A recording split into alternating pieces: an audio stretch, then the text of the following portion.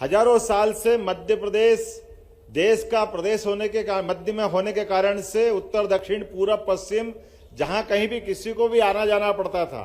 तो सदैव उसका मार्ग मध्य प्रदेश के ही मार्गों से निकलता था। लेकिन काल के प्रवाह में बाद में अलग अलग संसाधन चले, उसके कारण से हमारी अपनी भूमि का फर्क पड़ गई और उसका परिणाम यह आया कि कई सारी संभावना जो हमारे यहाँ थी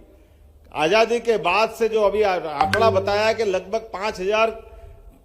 किलोमीटर का जो हमारा 70 साल का रिकॉर्ड था और अभी आज लगभग पौने 10 साल हुए हों और ऐसे में वापस ये 5000 किलोमीटर का नया मार्ग बनाना ये बहुत बड़ी बात है। और ऐसे में खास करके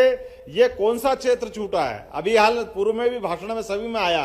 गुजरात से जाने वाले मार्ग हो उसी का भी भूमि पूजन हम कर रहे हैं। इसी के साथ साथ निमाड़ से खरगोन के रास्ते से महाराष्ट्र जाने के वो मार्ग का भी हमारे इसी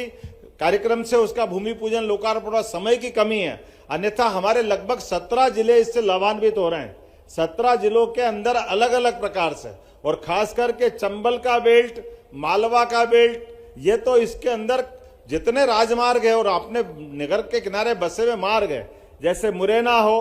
भिंड हो या ऐसे कई ब्यावरा हो, सबके बाईपास मार्ग बनाने का काम इसी के साथ हो रहा है। मैं उम्मीद कर रहा हूं कि जिस प्रकार से हमारी अपनी अलग अलग प्रकार के विभागों की गति चल रही है, आवागमन के माध्यम से सबसे बड़ी भूमिका यही रहती है। अगर राजमार्ग बनते हैं तो निश्चित रूप से राष्ट्रीय स्तर पर हमारी अपनी क्षेत्र की विभिन्न प्रकार की गतिविधियां बहुत तेजी से बढ़ाई जा सकती है। खास करके औद्योगिक गतिविधियां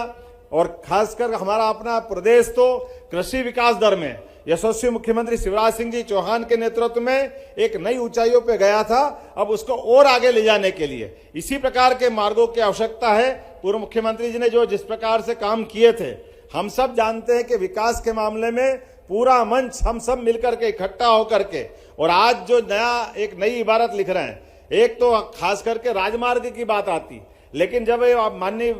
गडकरी जी का भाषण आएगा तो अभी वो बताएंगे कि हमारे यहाँ केवल राजमार्ग मतलब सड़क मार्ग की बात मत करो, अब जल मार्ग की बात भी करिए। जल मार्ग के माध्यम से भी बहुत बड़े पैमाने पर यातायात की संभावना होगी।